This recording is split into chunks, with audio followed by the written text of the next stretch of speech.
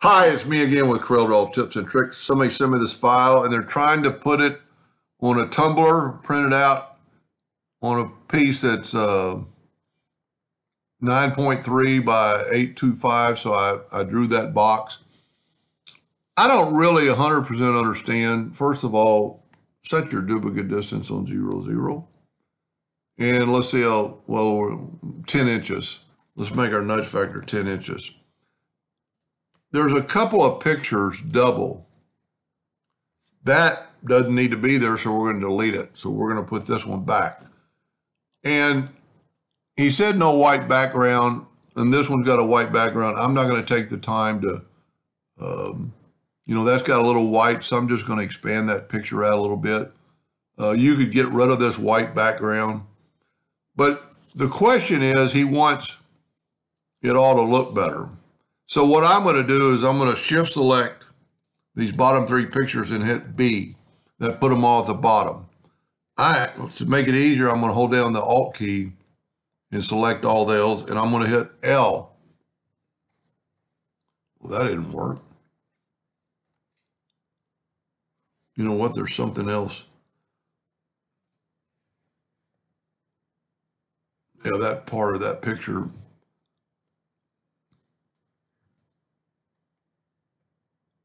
Okay. Now we'll just, I don't know why that's doing that, but we'll just physically put that back. And now we need to do these. So I'm going to hold down the Alt key and hit B for bottom. Some of these have a edge sticking over. And so you just have to figure out what you want to do there, because we're going to trim that. But let's put all these pictures. I'm going to shift select these pictures and put them T. See, there's something going on. So we're just going to have to manually kind of move them around. And then, this is where you're going to want to figure out, do you want this picture in front of that picture? You wouldn't want to do that in that case, so we'd move this one around. And, as long as you don't have any background.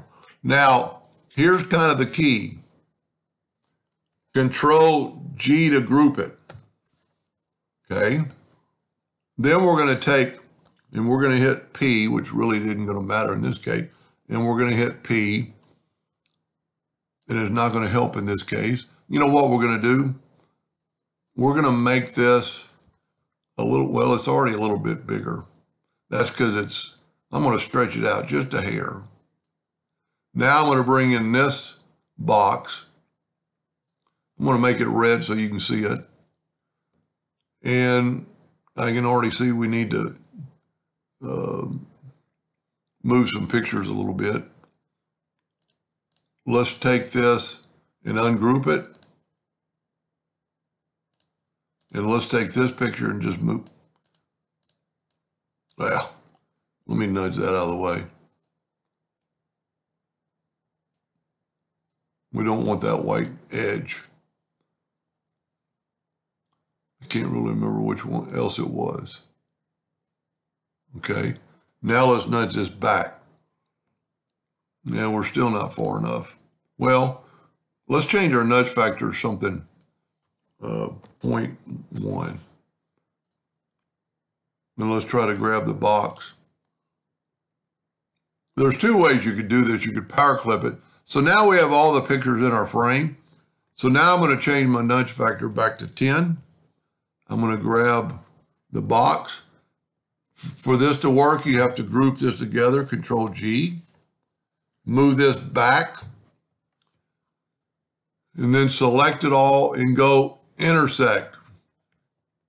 And there you have a 9.3 by 8.25 printable box with no, now you could get rid of those borders pretty easily, I think, but you have no white, and I think he's going to do a wrap. Now, I cut off those women's head, so you might want to raise the, the box up, and you could very easily do that. Let's take this one, and because, let's set our nudge factor on low again, 0.1, try to grab the box. Nudge it up a little bit. That looks better. Intersect. And there you have it. Now you can always, well, you don't have it. There it is. You can always power clip. I don't like power clipping, but in this case, it might be pretty good. We could grab this since it's all one deal, all one object, go power clip, place inside frame, and then you can edit your power clip.